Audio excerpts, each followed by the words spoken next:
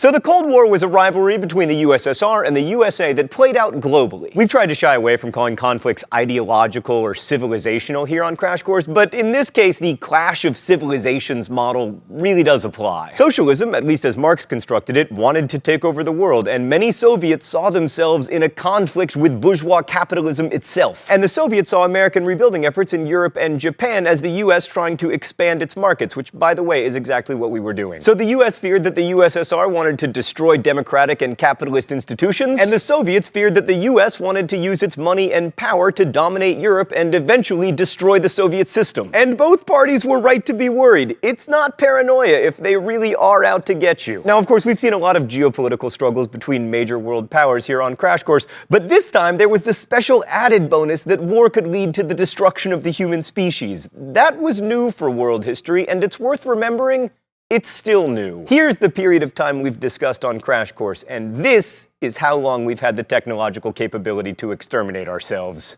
So that's worrisome. Immediately after World War II, the Soviets created a sphere of influence in Eastern Europe, dominating the countries where the Red Army had pushed back the Nazis. Which is why Winston Churchill famously said in 1946 that an Iron Curtain had descended across Europe. While the dates of the Cold War are usually given between 1945 and 1990, a number of historians will tell you that it actually started during World War II. Stalin's distrust of the US and Britain kept growing as they refused to invade Europe and open up a second front against the Nazis. And some even say that the decision to drop the first atomic bombs on Japan was motivated in part by a desire to intimidate the Soviets. That sort of worked, but only insofar as it motivated the Soviets to develop atomic bombs of their own. They successfully tested their first one in 1949. From the beginning, the US had the advantage because it had more money and power and could provide Europe protection, what with its army and one-of-a-kind nuclear arsenal, while Europe rebuilt. The USSR had to rebuild itself, and also they had the significant disadvantage of being controlled by noted asshat Joseph Stalin. I will remind you, it's not cursing if he's wearing an ass for a hat. Europe was the first battleground of the Cold War, especially Germany, which was divided into two parts, with the former capital, Berlin, also divided into two parts. And yes, I know the western part was divided into smaller occupation zones, but I'm simplifying.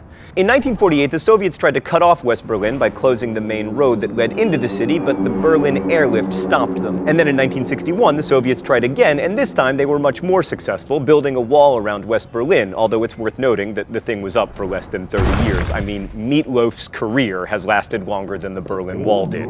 The US response to the Soviets was a policy called containment. It basically involved stopping the spread of communism by standing up to the Soviets wherever they seemed to want to expand. In Europe, this meant spending a lot of money. First, the Marshall Plan spent $13 billion on rebuilding Western Europe with grants and credits that Europeans would spend on American consumer goods and on construction.